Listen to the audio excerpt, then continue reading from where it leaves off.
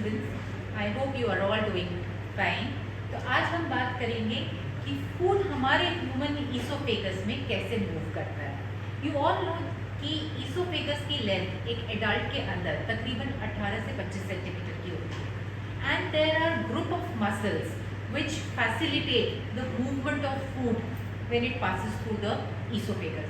Food is in the form of bolus, एक round ball के form में होता है जब वो ईसोफेगस से मूव कर रहा होता है। So oesophagus is just a passage जो कि मीडिएट कर रहा है फूड की मूवमेंट को, फूड को प्रोपेल कर रहा है टुवर्ड्स द स्टमक। ये कैसे होता है? It is mediated by, it is facilitated bye a set of a group of 20 muscles जो कि एक कोऑर्डिनेटेड मैनर में काम करती हैं।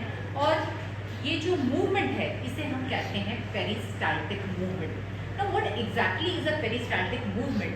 Before I come to that, let me tell you the distribution of muscles in the esophagus. So if you can see this diagram, इसमें ये जो green part है, this I tried to show the distribution of muscles in the esophagus. तो जो बाहर वाला layer होता है, outer layer, इसके अंदर होती है longitudinal muscles, and as the name suggests, it will contract longitudinally, तो esophagus length में shorten होगा। इसी के साथ साथ alternatively and in a coordinated manner, जो inner layer है that is made up of circular muscles. Circular muscles contract करेंगी तो इसकी width जो है, इसका जो diameter है वो reduce होगा। तो इन दोनों तरह की muscles के coordinated movement की वजह से there is alternate cycles of contraction and relaxation. अब इसको होता कैसे है, इसको समझेंगे इस डायग्राम में। As you can see here in the diagram, food जो कि मैं कह रही हूँ एक राउंड बॉल है, बोलस की फॉर्म है, it's here in this segment of the oesophagus.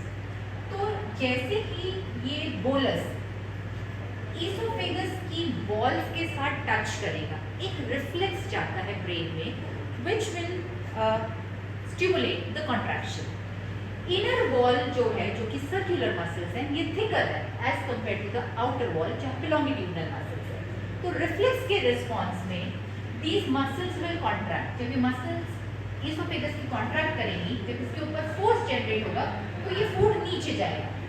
तो एक set of muscles in a very small segment वो कॉन्ट्रैक्ट कर रही हैं, फूड के ऊपर प्रेशर आया, फूड नीचे जाएगा।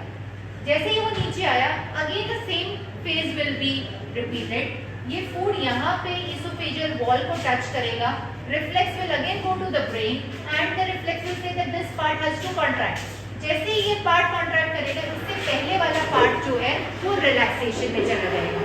So it's the periodic contraction and relaxation जिसको हम कहते हैं पेरिस्टाल्टिक मूवमेंट, जिससे कि खाना ईसोफेगस से टुवर्ड्स द स्टमक मूव करता है। I hope this is very clear to all of you. Thank you so much.